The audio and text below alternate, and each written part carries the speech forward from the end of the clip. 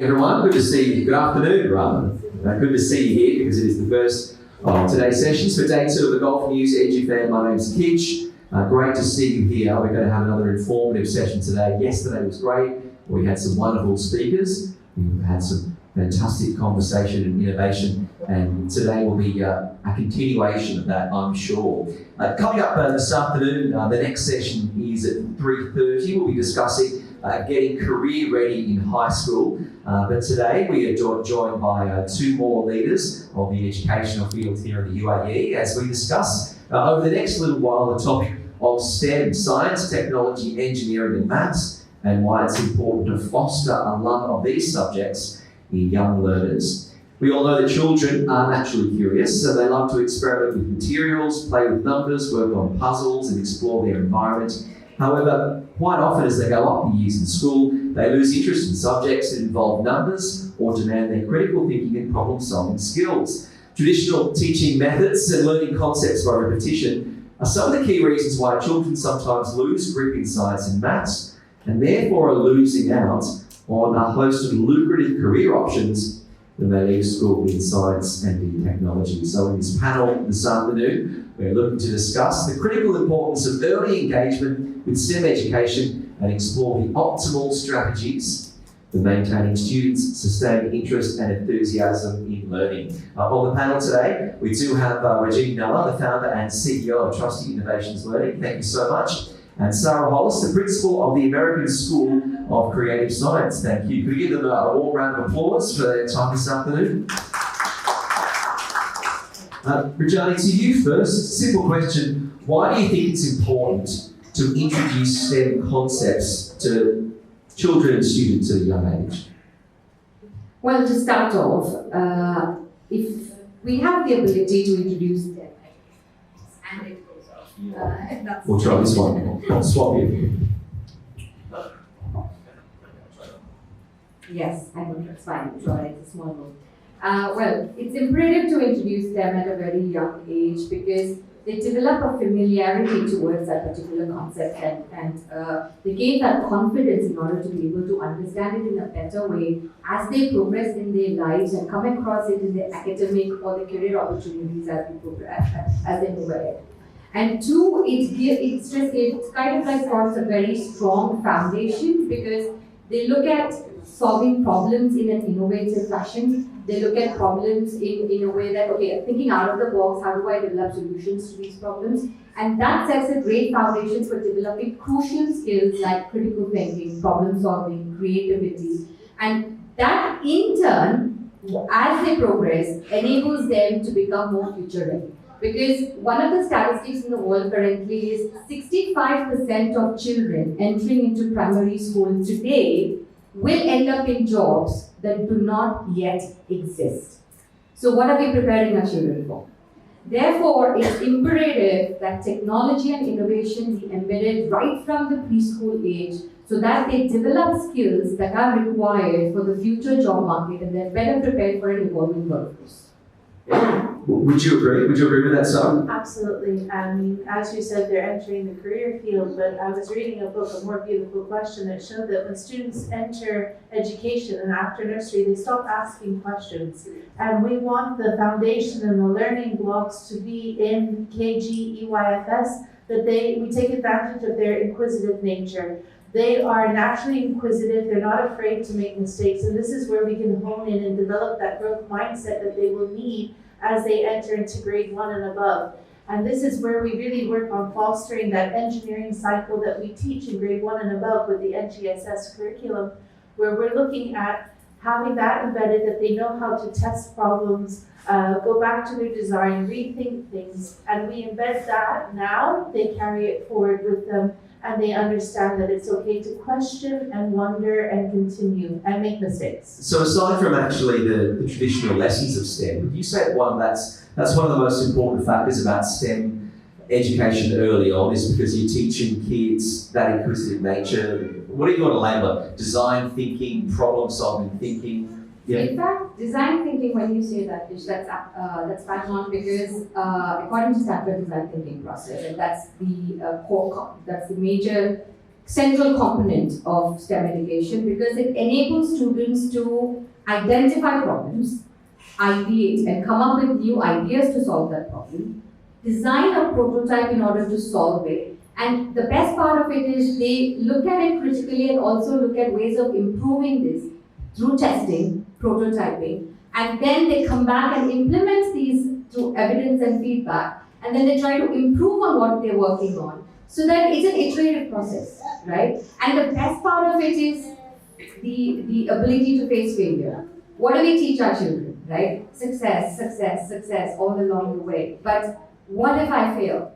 Is that okay, right? So in the design thinking process, failure is a component wherein they look at it as a scope for learning rather than as a process, oh my God, I failed in this, right? And when they fail, they learn from that and they go back to it and see how effectively can I redo this so that it becomes a better solution. Yes, Sarah, so when you're looking at some of the, adding to some of those points, when you're looking at the STEM education, what are some of the latest innovations that you're looking at, particularly at the American School of Creative Science, some of the latest innovations in STEM education?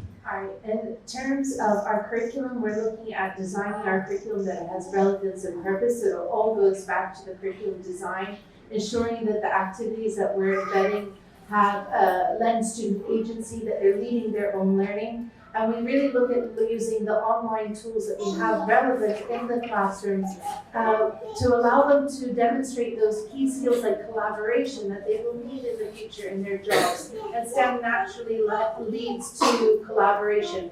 So we look at our native Apple apps that we have, such as Numbers, Freeforms, and different tools that they can use to collaborate with their peers online. And I think that's more especially important, not just in the younger ages, but also in the older ages, where they might need to work on a project for extended periods of time outside of schools, ensuring that they know how to use apps such as ClickUp and things like that to help them project manage together their tasks. Okay, now help me out. What is ClickUp? How does ClickUp work in the classroom? Well, ClickUp is like a project management tool, and you can assign tasks to different members of your teams. You can upload files, share, edit, and it enables them to work effectively together as you would in an adult world, online together in the classroom.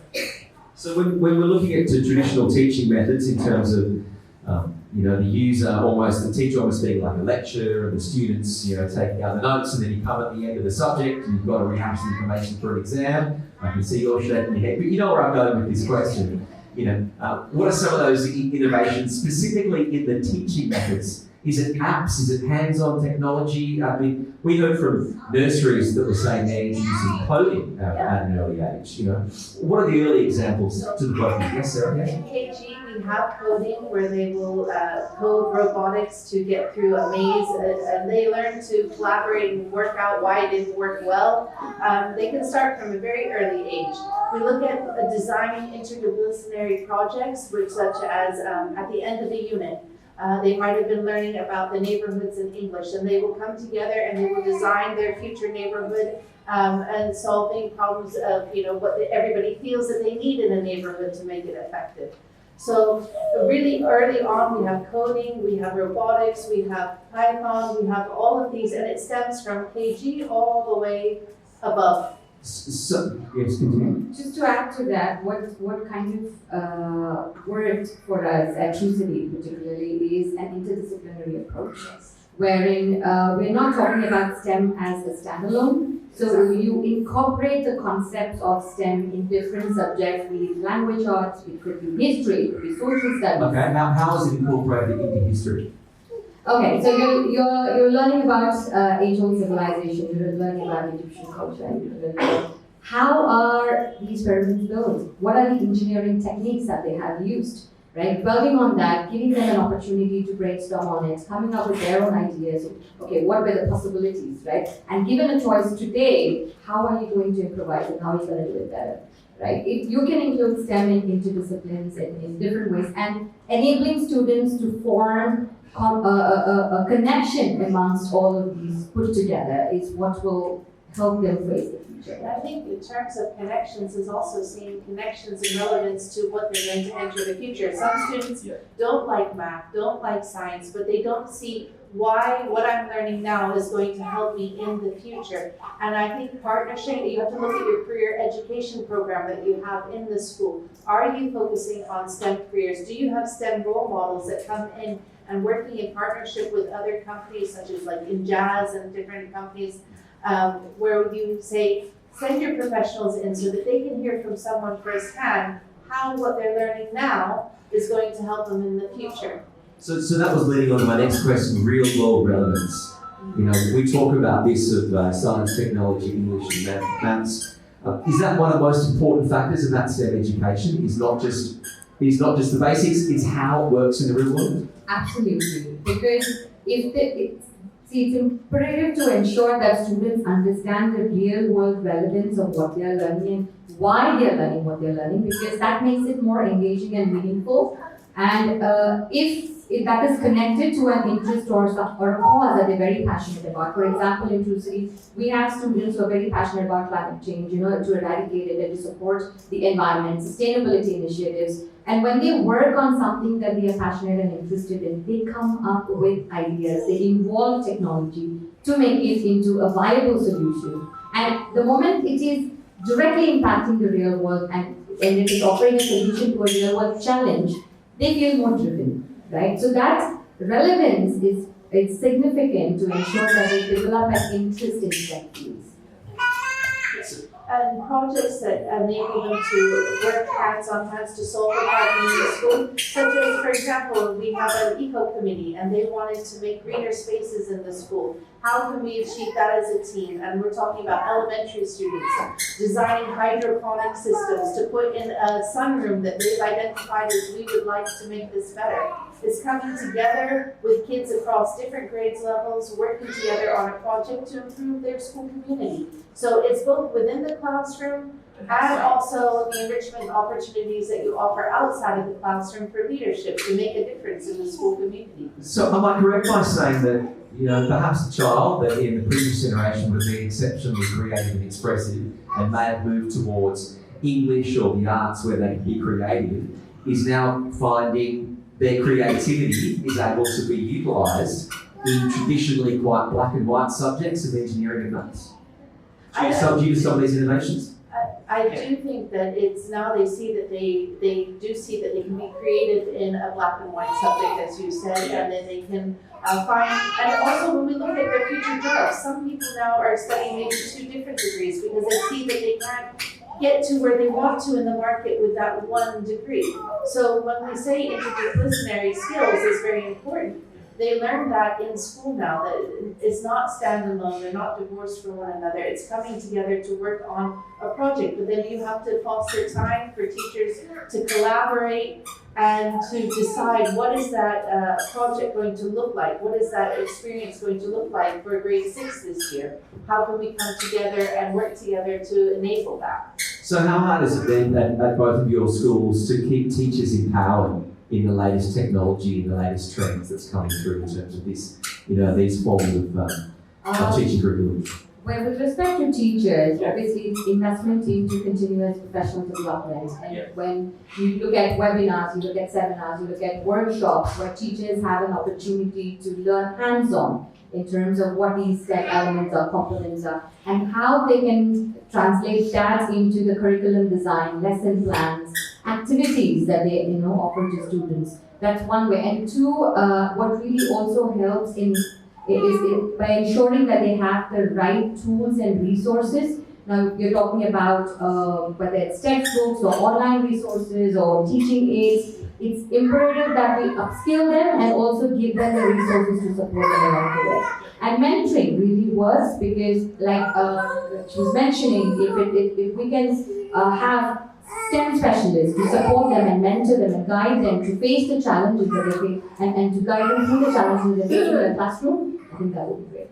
And I think also hold the mic up, Sarah, just a bit closer. And I think also just like with students, we give them the time to create and innovate. giving teachers planning time and time to create and innovate and form professional learning communities where they come together and they share their best practices with each other. They model and say, this is the activity I did, how can it be improved, how can it be made better? It encourages others then to take risks in their teaching. It's always hard to try something new, even as a teacher.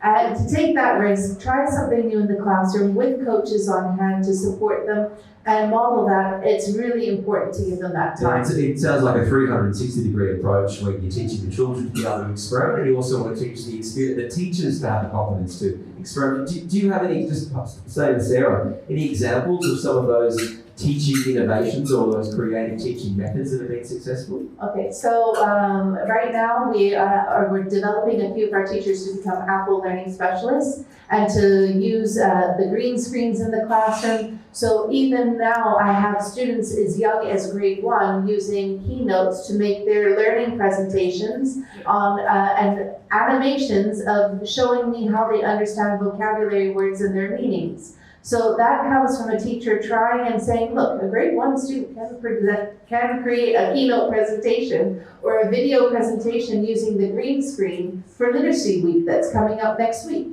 It's wonderful to see, but again, it's giving the teachers that time to work on maybe 1 or 2 apps that they would like to embed in their learning and say, we want you to not just use the app, but prove that the students are using that app to create and demonstrate their understanding. It sounds like I need to take some grade 1 students to my next sales pitch and work out how to do different keynotes and presentations properly. Any experience specifically with you where some experimentation has made innovations proved to be very effective? Yes, in terms of, so we have a flagship program called Entrepreneurs where students aged about 30, they go through an innovation phase wherein they have a design thinking process embedded into it. They identify problems, they empathize with it, they ideate with it, and then they use tools like Canva. They use tools which are enabling them to come up with a revenue structure to it, enabling them to commercialize on that idea. So it's a continuous process of, providing those tools for them so that they understand, they are able to demonstrate an understanding of not just the concepts, but also how do they apply that. And come up with really brilliant presentations. Yeah, I'm amazed every time an intern comes in out of university to where I work in radio stations. The 360-degree knowledge of audio apps, video apps, Canva, presentations, the complete gamut. They come up with brilliant presentations. It's not just about the technical element of it, but the creativity that they use in showcasing a problem, a combination of videos and elements and different voice notes and things like that.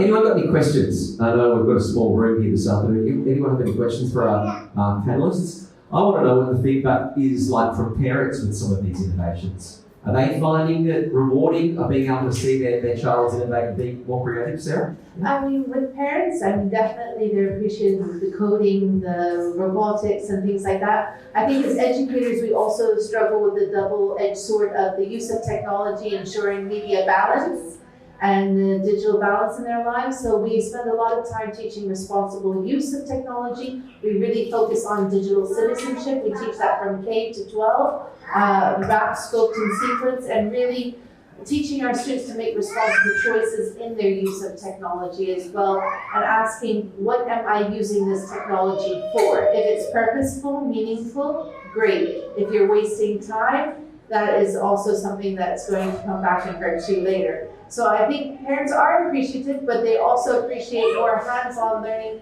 collaborative strategies, project-based learning, where they see the use of technology is relevant and meaningful. One of the common questions that parents ask us, particularly for students in high school, is where is this taking them? What are the career opportunities that they're going to have? Okay, you're focusing a lot on technology, but how is it going to benefit them? Because are we still stuck with doctors, engineers, and teachers? Are these the only three mainstream jobs that are going to be available in the market? Trying to make them understand that it's going to be different, it's going to change, and then speaking to them about what is probably going to exist in the future in terms of jobs, and making them see that perspective. I think that's something that we need to work on. Sarah, you mentioned about screen time and how you're teaching digital citizenship. I'm just personally interested, are you seeing a dramatic difference between those students in kindergarten or year one compared to those in year 12? Is there more or less self-discipline or more of an understanding? Are you able to see a distinct difference here? They do have self-understanding and discipline, and when we feel that we need to make it even more apparent to them early on in the year, we have our check-in device box. So it's time, we don't need the device right now for our learning. So making that connection, we need it for our learning now, we don't need it for our learning now. And when they hear that simple phrasing, then they understand that this is a tool for learning, and we try to keep the emphasis on this is a tool for learning. And is it having an impact in their other forms of more human communication, or is that always this delicate balance that you're constantly looking for? It is the delicate balance that we need to strike, because even when you are learning, even when you are online, you're digital, there is collaboration, there is communication, all of that we want to build in students. But at the end of the day, does it necessarily have to be always online? Not necessary, right? So you need to engage in all that activities. It's a combination of both. I know when I try and message some of the interns, we have, I can call them 4 times and they won't answer, but I send them a Snapchat message, they get back to me straight away. So always learning about different forms of communication. We know how rapidly changing STEM is in terms of its education. If we can look into that crystal ball 5 or 10 years down the track, what do you think are going to be some of the big changes that are considered the norm when it comes to teaching, Sarah? I think the changes that we might see in the future is, I'm hoping to see in the future, some more interdisciplinary focus on subjects as combined approaches, future changes to the curriculum. So maybe we would see less standalone modular subjects and more thematic approach to learning even within the elementary years. Do you think that will develop more into high school, or do you think high school is still going to be very much a subject-by-subject based education? I think we might see a change, a short-term change in the electives that students are taking. And I think that they will try to be more eclectic in the electives that will enable them to enter different fields. So maybe they're planning on medicine, but you might see them take, even though they're taking the sciences for that, they might take those IT courses and electives to enable them to be at the forefront in skills that are needed. Rajani, any predictions you think that of the way STEM teaching could be in the future? Well, predictions, I'm hoping that there would be a change in terms of more hands-on learning coming into the picture, right? So as they grow up or move up the grades, it becomes more of a concept and theoretical. But if we can move into a more hands-on approach, an experiential learning approach, I think that would benefit them in understanding and resonating well with the concepts better. For this, you mentioned before how the students that are starting school, they're going to be doing jobs 60% of the time they haven't even been created. Even today, what do you think these new innovations that STEM is teaching our students, which jobs and which industries do you think they're most suited to when they leave school? Well, there are quite a lot of them that are in the upcoming stage, and a lot of opportunities that are being created because of innovation in tech. To quote a few, you have obviously, as cliche as it may sound, artificial intelligence and machine learning, because of the fact that it's revolutionizing industries in manufacturing, tourism, entertainment, you name it.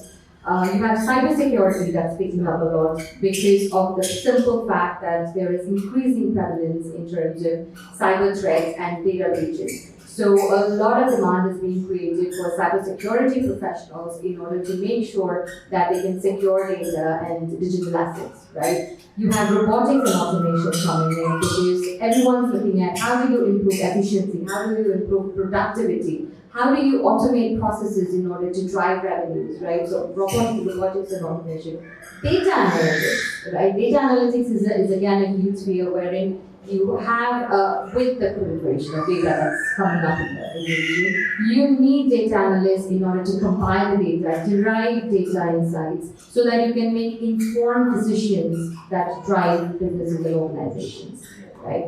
Augmented reality and virtual reality is something that's playing a lot in the edtech space, in the education space, that's where we are from. So, and that's mainly focused on how do you use that technology to create better immersive learning experiences, design thinking, user experiences, user experience design.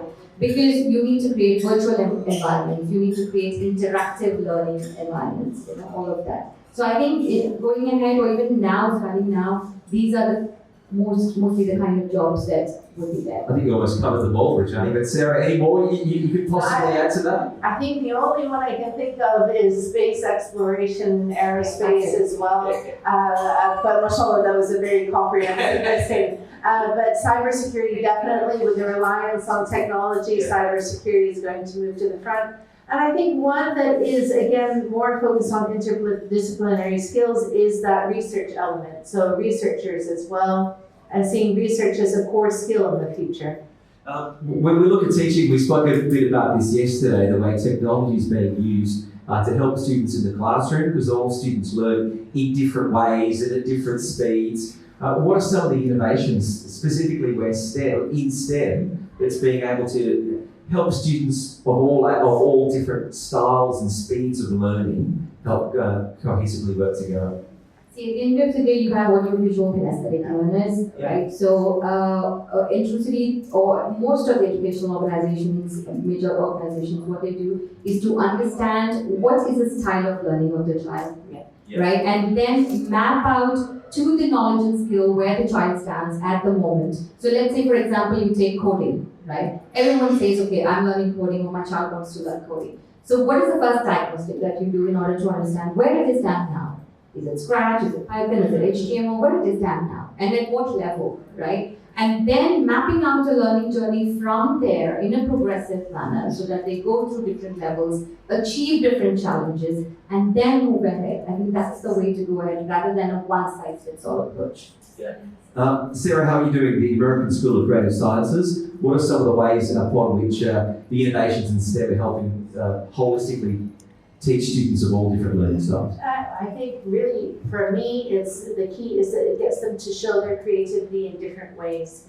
How would you like to demonstrate your understanding as a student? Understanding that one child might prefer the traditional research paper submission, and that's fine for you. Yeah. Another one would prefer the speaking presentation. Another one would prefer to present a video on their understanding.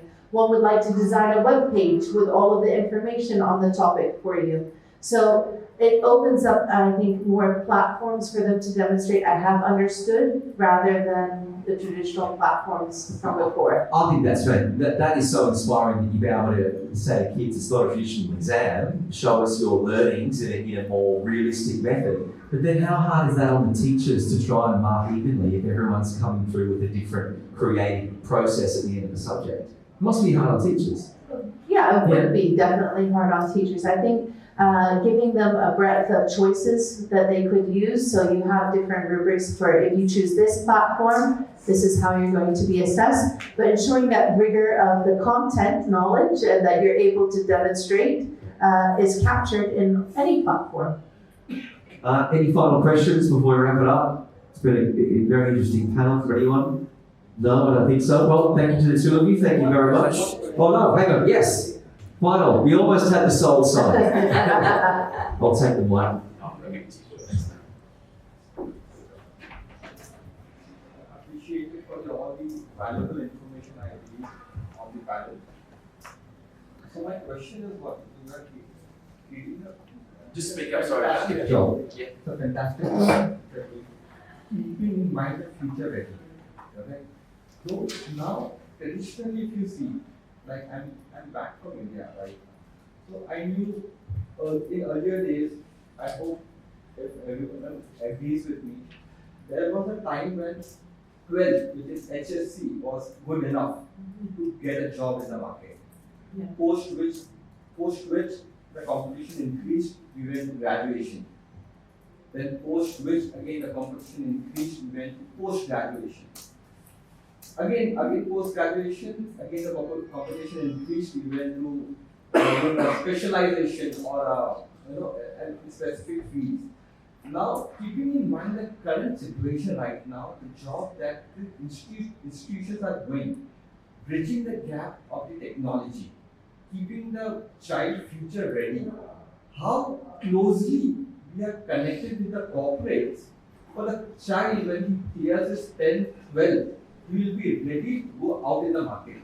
like how back again in time when 12th was good enough to get a job in the market. Similarly, if you are doing a fantastic job right now with the students, how closely the institute is connected with the corporates so that they can absorb the great mind into the into the field, and they start their career at an early age rather than starting their career at 25, 30 when they have crossed half of their life. I think for future employers as well, that they're not looking at does somebody know everything and are they ready? What we're looking for is do they have the key skills that I want to employ in the future? And I think for us, the focus on a skill set and acquisition of skill set is going to be the most important aspect. Careers education, we're having students lead that for us now. Rather than bringing people to speak to them about careers in grade 10, we're having the students produce their own career fair. So they're very aware of different careers that are needed. But I think also that lends to universities changing in the future as to, I think what a child needs to graduate with is not just their traditional transcript, but their skills transcript. What kind of skills do you have that an employer is looking for? And that skill can be obtained in any course, but you're leaving the university or high school with key skills that can be allow you to be successful in any field in the future. To add to it, it's a fantastic question, firstly, because skill gap is something that is prevalent and it's existing in the market, and that is a huge problem that the world is looking at right now, because by 2030, 85 million jobs are going to be displaced, right? And that is something that a lot of education organizations are working towards. Now, how do we bridge that gap, right? Whether you're in 10, whether you're in 12, or in university, whilst your foundation is being set by the educational institutions, what kind of skills do you possess? What are your interests innately? What are your interests? Are you interested in marketing? Are you interested in medicine, law? What are your key interests and what are your skills? Mapping these two, correlating these two, and then forming career progression pathways and giving them opportunities to work in those industries and those companies. And to be precise, for example, we offer for 15 years and above, which is grade 10, we offer job shadowing and internship opportunities aligned with skills that they have, aligned with interests that they have, right? So when they go in and they actually see in a real world work environment, okay, a hospital, okay, this is how it looks like. A marketing industry, this is how it looks like. They learn from the industry experts. They see how a workplace actually is. Then it gives them an idea, an experience to make informed decisions on how to proceed with life, right? And also to make choices that, okay, I thought I'm interested in medicine and in law, but maybe I'm not enjoying medicine much, I prefer law, right? But how are they able to make that decision? Only if you give them that opportunity to go in and experience it themselves. I think that's what most of the organizations are working on at the moment, to enable and empower students to have that real world opportunities in the market so that they can explore and learn. I definitely think that students in high school now that they can volunteer and work part-time jobs, and the law has changed to allow that, I really am looking to see that my students take time in their summer to work and take that time in careers, because students that graduate with work experience are more valuable assets than students that have graduated with no work experience, and that's something that we really need to foster in high schools and in university. And that goes through with a lot more you spoke about, these mentorships that are coming in students as well, isn't it? Exactly, and I think here we might see more work placements in university. For us, we do Week Without Walls, we do internships, mentorships. Those are great in high school, but also here I would like to see, if you enter business here, do you have a university program that's designed with 1 semester in, 1 semester out of university, where you're guaranteed job placement and experience. Graduating from, and I think universities will compete more and more to offer those kinds of programs.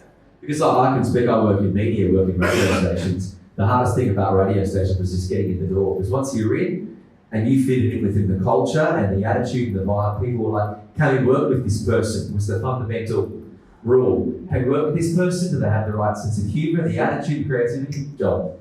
Qualifications, university didn't Yeah, and that's more and more covered, isn't it? That is how, though, truthfully as a company, though we are not a school or a university, we form this relation between schools and universities and support students across the region, supporting them and enabling them to find that right fit through a proper skill mapping and through a proper work and job opportunity, so that by the time they are 17, 18, their profile is built in order to enter the best universities that they want to target at, or enter a workplace that they really want to get into.